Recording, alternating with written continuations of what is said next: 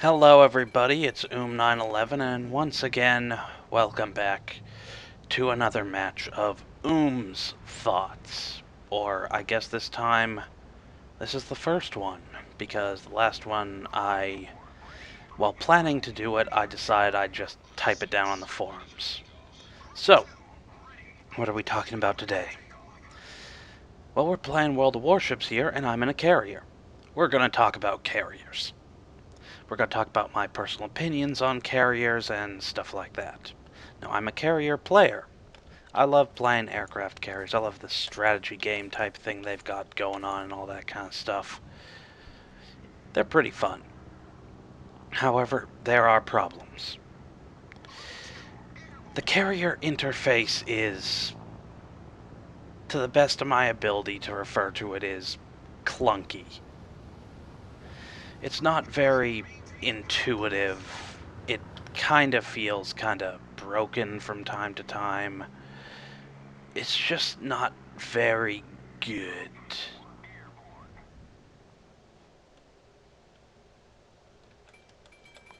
Which is why I came up with the proposal I just did.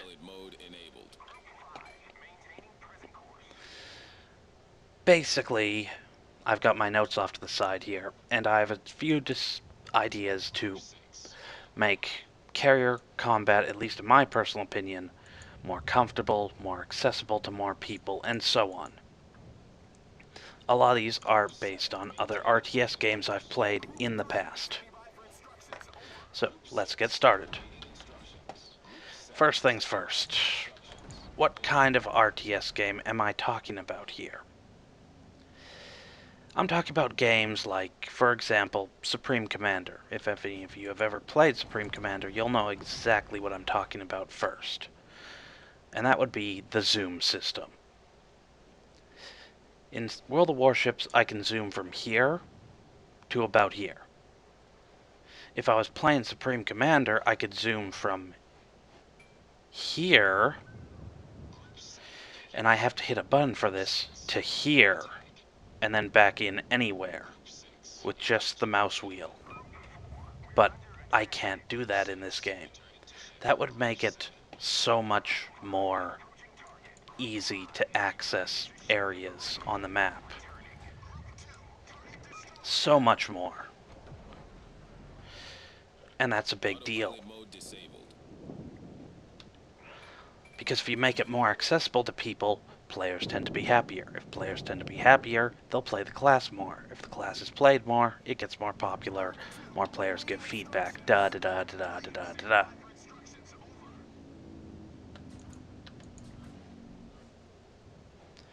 Let's refuel the fighters here and move on to the next thing. There were a few other things that Supreme Commander had that World of Warships doesn't, but like, for example, the ability to take a second monitor and turn it into a mega map versus a mini map, but let's not worry about that because we don't really need that for a game like this. This is no grand scale RTS. Next up, a more flexible command system. World of Warships, although being fun and although having a lot of options on what you can do, has a very, very limited command system on what you can give your aircraft commands and stuff like that. For example, while I can order my aircraft to, let's take this bomber here, for example. I can go there, there, there, there, there. I can give them up to 5 points to go through one at a time. It's just a point A to point B type thing. What I'm talking about that I'd really like to see is not a waypoint system. Well, it's kind of like a waypoint system, but it's also something that was in Supreme Commander, is a patrol system. The ability to essentially send your air units out on patrols and have them basically, if they encounter an enemy on those patrols, this would mainly affect fighters.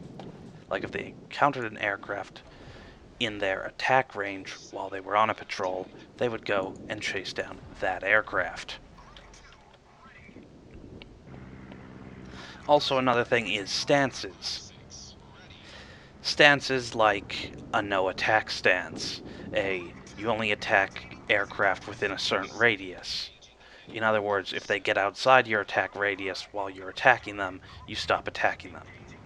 Or a pursuit stance.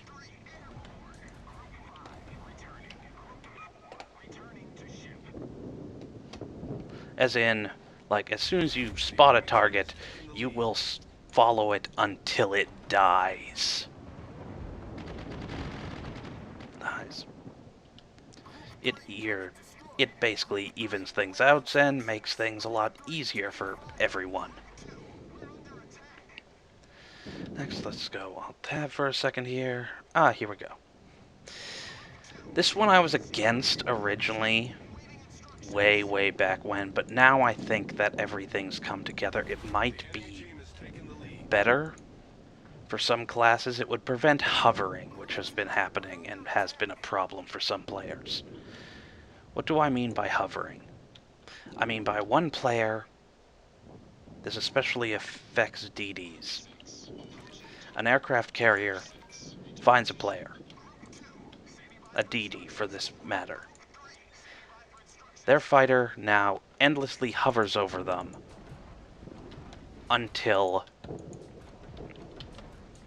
the aircraft in question dies. This isn't really that much of an issue for American DDs if they've got an AA upgrade, and it probably won't be for the Japanese AA DDs like the Akazuki.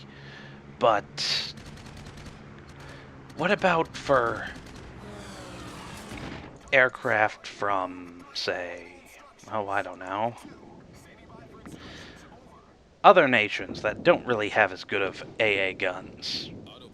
Japanese torpedo line of DDs doesn't really have that good of AA guns. Some cruisers don't have that good of AA guns, and so on. So a fuel timer, this wouldn't kill the aircraft, but it would be like, once the timer hits 0, they start heading back to base. They can still be engaged by enemies, and they won't die from the timer running out. But if they're engaged during that time, they have a debuff attached to them, which basically is like, for example, fighters won't fly as fast and they won't dogfight as well. Bombers, if you order them to drop during this time, will of course be slower and have an easier time getting shot down by aircraft just for the fact of being slower.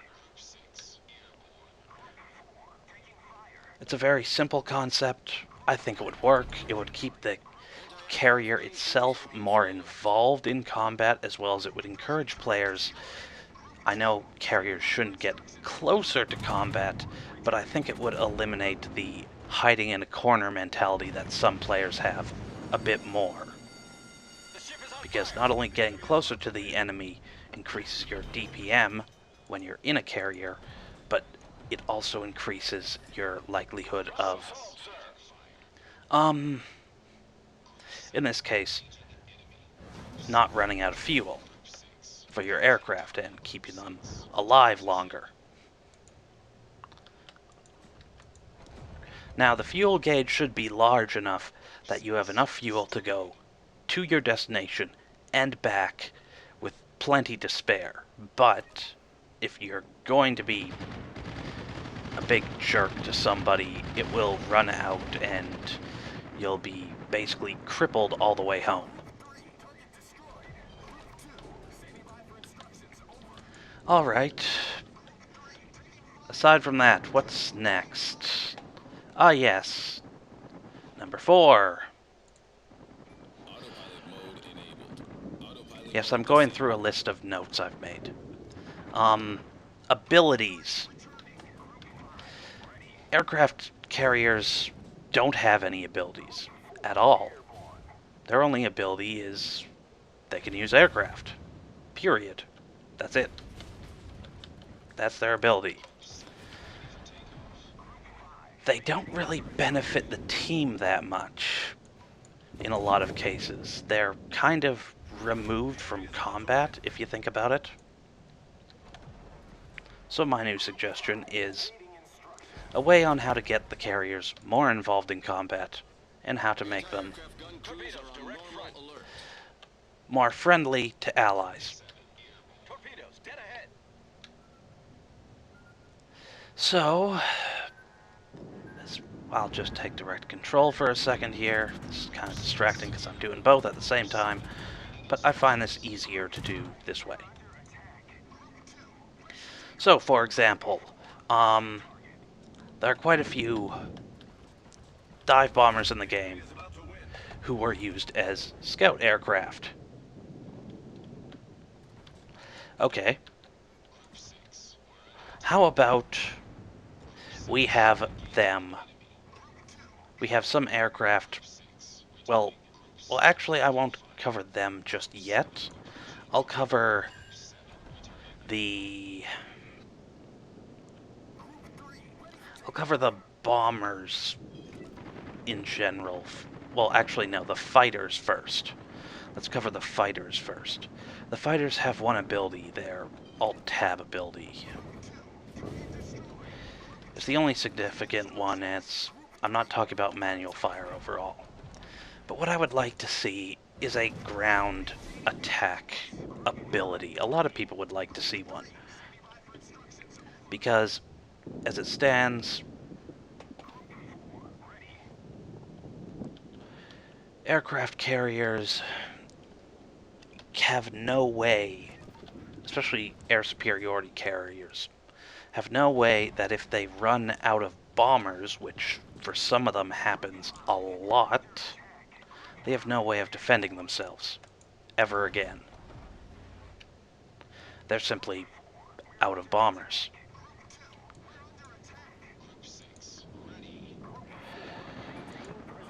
So, how do we fix that? How do we make it so that doesn't happen? My suggestion is as such. Give fighters, depending on the fighter, the ability to use a secondary weapon. It would be a one-time use, like bombers, for example. So, for example, Corsairs could use rockets. Zeros could use light bombs, and so on. Yes, these things are very light and they wouldn't cause much damage, if any at all, with maybe the risk of causing a fire. But the idea is they need to benefit the team somewhat. And if you give them the ability to benefit the team, well, of course, team benefits. If the team benefits, everybody's happy.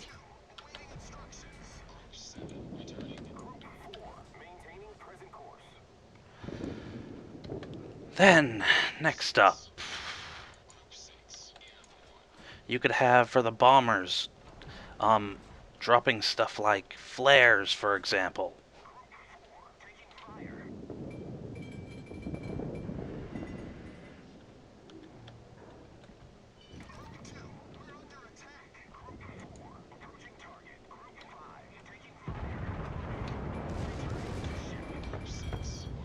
If the bombers could drop flares, you could make it so that all allied ships in the general area, and yes, I know it's not exactly night battle or whatever,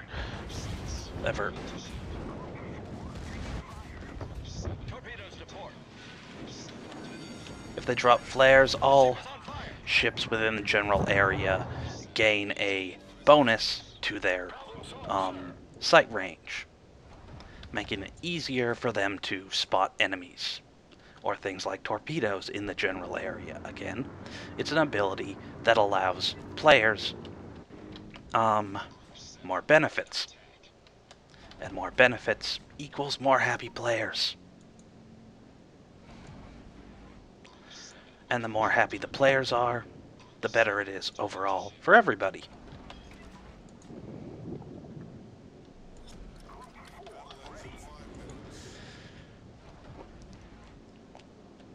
So yes, Another thing that I just came up with, this wasn't actually in my notes, is now where that some carriers also get the problem that they don't have any fighters at all.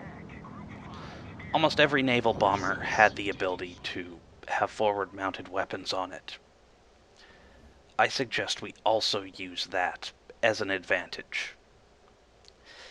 Forward-mounted weapons would make it much, much easier for some carriers to deal with problems. Though the bombers wouldn't be particularly good at dogfighting at all, like you wouldn't be able to beat a fighter squadron even at half health, it would still be something.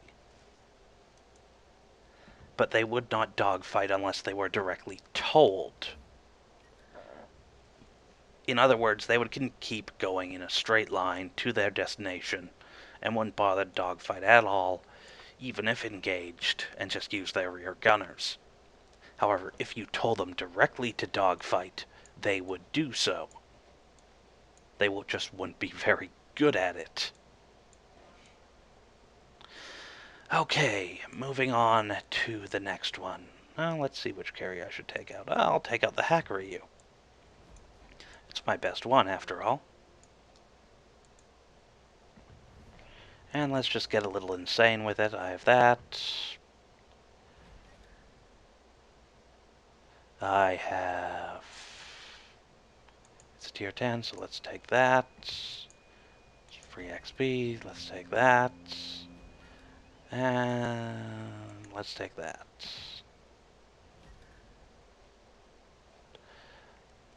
And we'll go to battle. Okay. Next up, a new carrier defense system.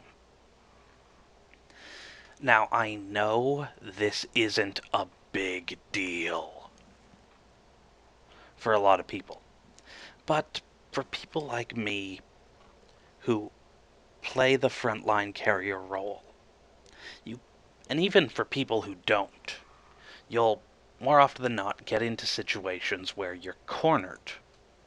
Now, some people, like me, and I think even others, well, quite a few others of the more experienced variety, have learned how to brawl with a carrier. It's incredibly difficult, but you can do it. The only problem is you have no control over what you're doing aside from steering around. My suggestion is as such, and I've played other games that allowed you to do this. For example, Battle Stations, Midway, and Pacific allowed you to do this. I suggest that when you're in direct control of the carrier, like this, the Z area, you have a reticle. So in this mode, it controls just like a normal ship would. Your secondary batteries would essentially become your primary guns and would aim at whatever you're looking at, with one exception. Any secondaries that could not look at the reticle would not bother to turn to face it, and instead would focus on other targets if they were in their line of fire. This allows you to focus down one target while keeping yourself relatively safe. Your gun still wouldn't be very accurate, but you'd still be able to defend yourself to some extent. And that's the general idea of that one. It's very rough, but it would also give some of the carriers that people have been wanting to see but haven't been popping up in the game, a chance to appear as well. Like, for example, the older versions of Akagi and Kaga, though they haven't appeared in the game, and one that a lot of people wanted at the very beginning to show up as an early hull for it, the Lexington's early hull. If you don't know what I'm talking about, it's basically the Lexington's hull with a pair of turrets resembling the Pensacola's turrets sitting on top of it, where it 4 of them sitting where the 127s are right now. It's a very interesting design, but it essentially would make it like you could have cruiser guns on it if you really wanted to. More customization, more happy customers and stuff like that. But I'm babbling now.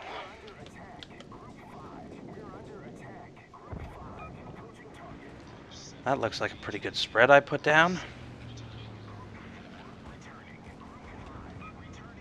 Alright. So after all that, that's just another suggestion of mine. What else can I put down for you to get? Deployment options. This is something that I've wanted for a while. And I'll use the Hack-Ryu I'm using here as a primary example of it. One of the big problems with carriers right now is the lack of adaptability. The only way to have a thing that will adapt to the situation is to take a balanced loadout. If you don't take a balanced loadout, and the only ships I think that do have a balanced loadout, like a perfectly balanced one, are, heck, the Lexington, even the Lexingtons isn't really balanced, but it's like, the Lexington, the Hiryu, and the Shokaku, and that's about it.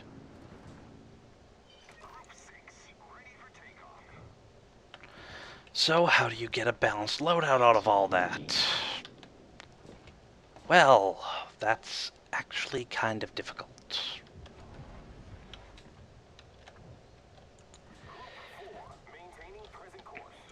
Balanced loadouts only allow for so much adaptability. For example, they do not allow for mistakes.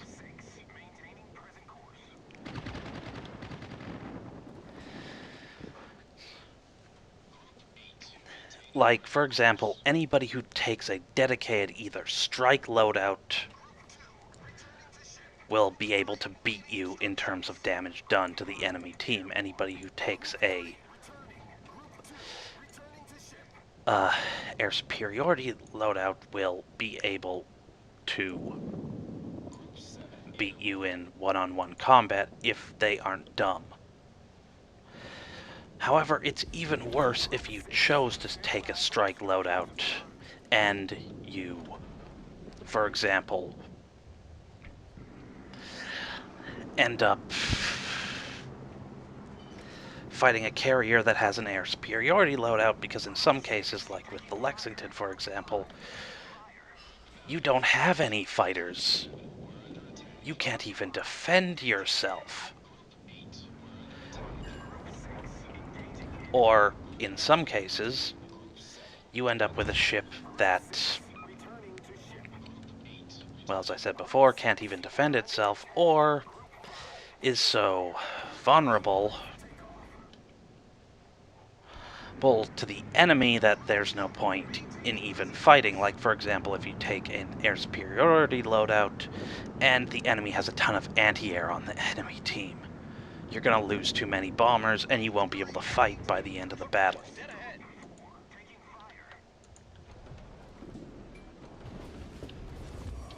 And that's the many problems of it. So what this proposal of mine focuses on, and these last two are, or last three, are fairly radical changes. But then again, Wargaming said they'd eventually have to redo a lot of this stuff.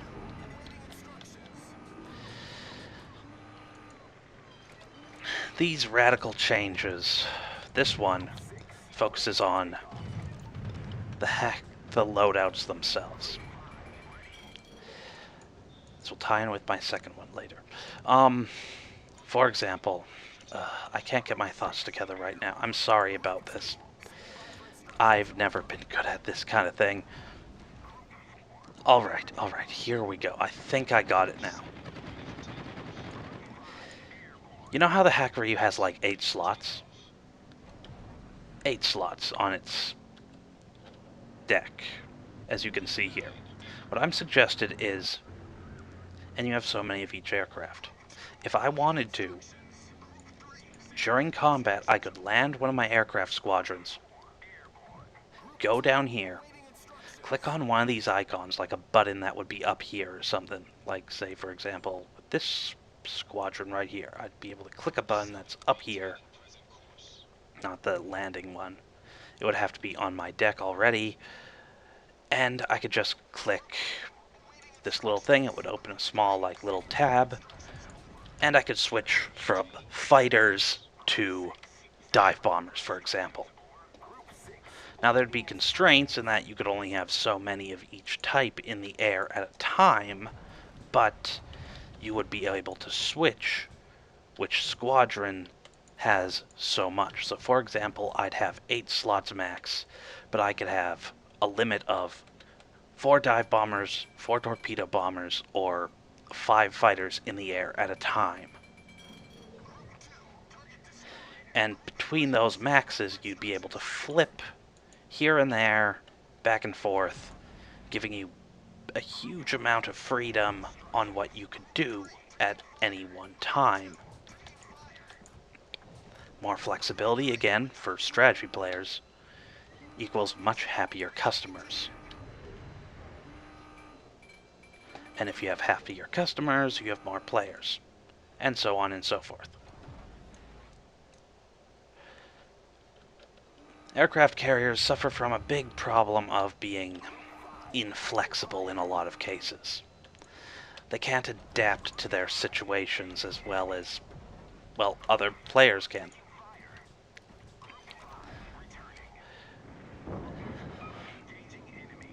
The loadout system is also, as I mentioned already, my suggestion of being able to switch aircraft in combat also comes with a second one. Being able to switch the amount of aircraft in each squadron. Like, so for example, if I really feel like this next air mission that I'm going to launch an aircraft on, I don't, like, for example, if I just need a scout, I can just send out a squadron. Even though if I have plenty of one kind of aircraft, I can just send out a squadron of 1 instead of 4. So if I risk losing the squadron, I only lose 1 aircraft. I don't lose 4 or 5, or in the worst case scenario, in the worst example, 7. Or, oh, what was the last one? 8? Maybe even 9 aircraft in one thing just because I wanted to go on a scouting mission? Something like that. Aircraft carriers are very inflexible and stuff like that. So what do we have here? The ability system, the carrier defense system, the deployment options, the loadout system. Okay, this is my final one. The loadout system. This one I'm not going into combat for, I'll just show you here. Where's a good carrier? The Taiho. Taiho's a good example. Okay. With the loadouts, yes, I bought back my Taiho, and it's not exactly complete. Whatever. The Taiho has 2 hulls. The Taiho has these kind of aircraft over here. The Taiho has all these kinds of loadout things. Keep the air command things. Keep the hulls. Change them up. What I am proposing is these here are switched out from squadron types, just locked in, or something like that, to a point system. In other words, the amount of aircraft in your hangar, and I'm talking about single aircraft, I'm not talking about squads. Singles. However, all fighters would still have to be the same model, all bombers would still have to be the same models, all dive bombers would still have to be the same models. You could not mix and match. So no Corsairs and Hellcats in the same squadron. But essentially what you'd be able to do is you'd be able to have a point system. Every fighter costs a certain amount of point. Depending on what your flight module or hangar system has, you get so many points to put towards each type: fighter, torpedo bomber, dive bomber. And you also have a max point up top. This limits you in what you can choose, but you'd be able to expand from just 2 types of fighters, 2 types of dive bombers, 2 types of torpedo bombers, and expand it maybe 6, something like that. So if somebody wants to go with really advanced aircraft, they wouldn't have a hugely full hangar, but they'd still be able to use really advanced aircraft. This also allows other carriers that have immense amount of aircraft to fit into certain slots. You just give them huge amounts of air points, but very low amounts of points in the, like, a huge max amount of points, but very low points in, like, fighters, bombers, and dive bombers, which would force the players to use lower tier aircraft, but more of them, versus higher tier aircraft, but less of them. This allows you to balance things more easily between the nations and stuff like that. This also allows you to keep the national flavor that you guys really want to press forward on. In other words, you keep the national flavor, you introduce these new systems. It allows you to more customize the carrier, keep the carrier up there, change things up completely. And that's the big thing. Carriers, as I said before, aren't really flexible. They aren't super involved in combat. They're a little too out of it. This makes certain players very, very, very sketchy about playing an aircraft carrier. Or they're not thrilled about carriers being in the game at all. Also, this way of thinking, also, in my personal opinion, especially with the new defense system I proposed, makes it easier to apply the logic of the aviation carriers, like the Issei, the Mogami, the Tone, into the game, because now carriers, in one of their modes at least, act like regular ships. Anyway, after all that was said and done, yeah. But in the end, I'm trying to appeal to both sides, so this is kind of complicated. This is my opinion on how to make carriers better, on how to make them more approachable for new players, and how to make them more fun for regulars, on how to make them more exciting and flexible for pros, and also how to allow wargaming to keep most of the stuff, at least the unique parts, the same for all the carriers, while changing up the gameplay to fix some problems. This is just my proposal. You guys can do whatever you want, but this is my idea here on what would be best. Strategy games tend to be more fun when they give you more options, not tie you down. That's kind of what World of Warships can do at times, even though it's still pretty fun for carrier players like myself. But I'm trying to make it more easy to introduce something like a new carrier line and make it easier to theme it. Because I've noticed with every line in the game, attached to them is a theme. And this theme carries through all the way. Like, for example, Japanese battleships. All of them focus on long-range gunnery. The German battleships, by contrast, mostly focus on not so much long-range gunnery, but secondary batteries. The USSR destroyers are very focused on guns and spamming HE.